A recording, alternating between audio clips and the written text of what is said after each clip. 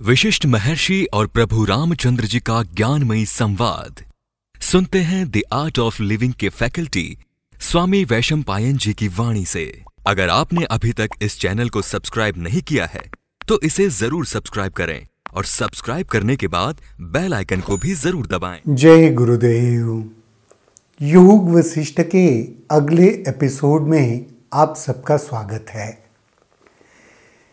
पिछली कहानी को जो हमने सुना उसके बाद प्रभु रामचंद्र जी वशिष्ठ महर्षि जी को एक प्रश्न पूछ रहे हैं।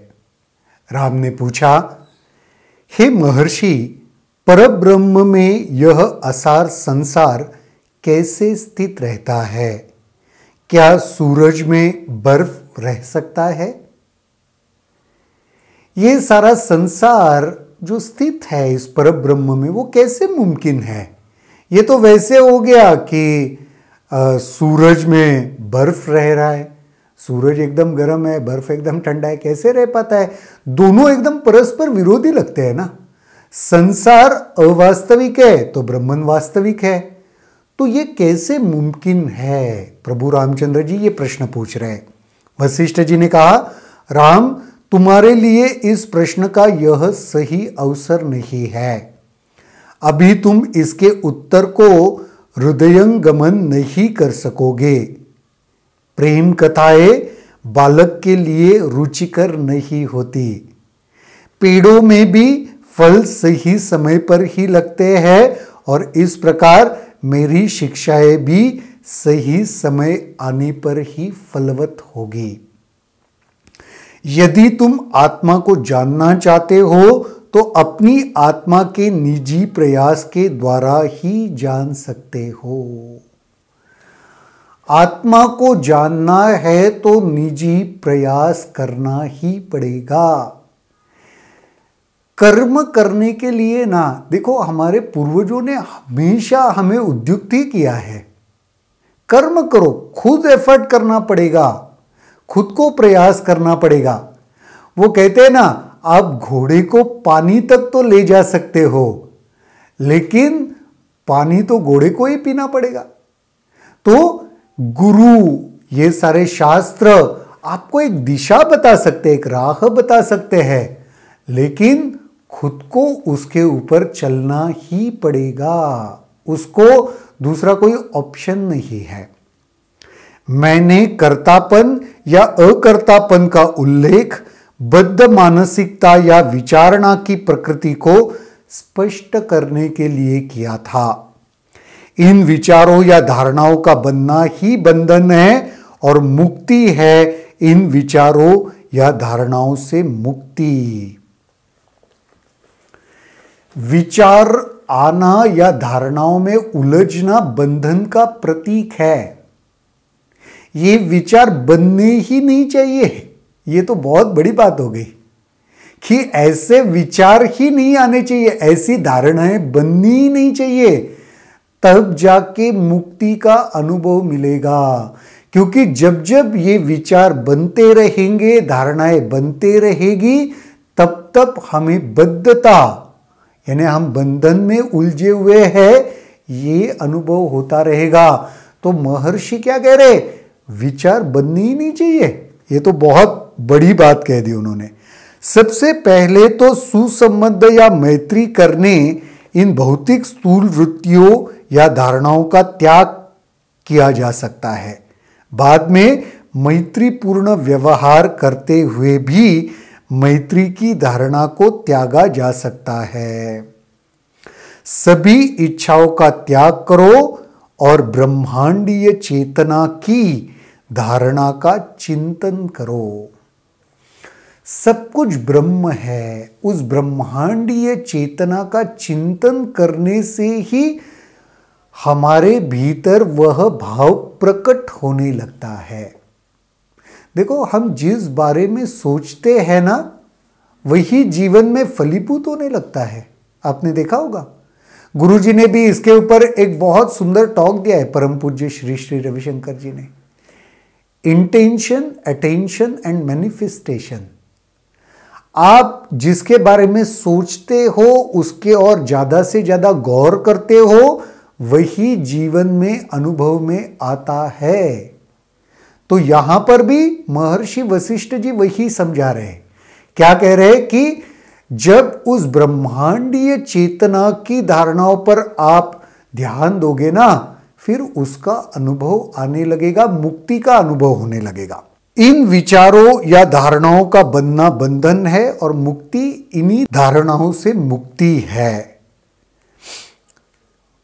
इसके बाद यह जब सब कुछ आप छोड़ दोगे, उसके बाद भी जो बचा है ना, उसमें स्थित रहो। ये भी कितना सुंदर है। देखो, ये धारणा और ये जो सारे विचार है, इन सबको त्याग करने के बाद जो कुछ बचेगा उसमें स्थित रहो। वही तो ब्रह्मन है। अहम के भाव से उत्पन्न होने वाली विचारधारा या धारणाएं हमें बद्ध करती है। वो अहम विचार धारणाएं चली गई तो अहम का भी त्याग हो गया कहीं ना कहीं। जैसे अहम का त्याग हुआ, उसके बाद जो शेष रहा ना, उसमें स्थित होने के लिए महर्षि वशिष्ठ जी प्रभु रामचंद्र जी को कह रहे हैं,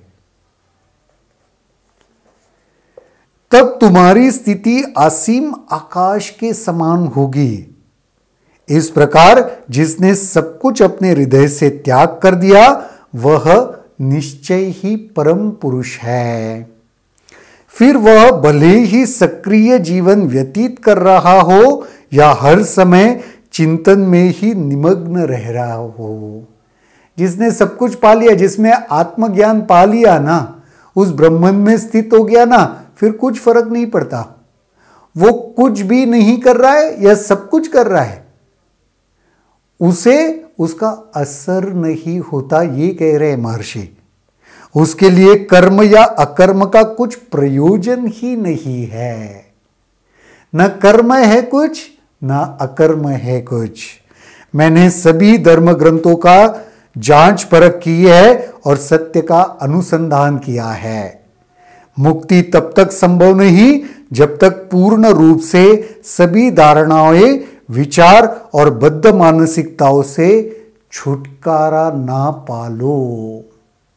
वही बार बार बता रहे, धारणाओं को छोड़ना पड़ेगा, विचारों को छोड़ना पड़ेगा, संकुचितता को छोड़ना पड़ेगा।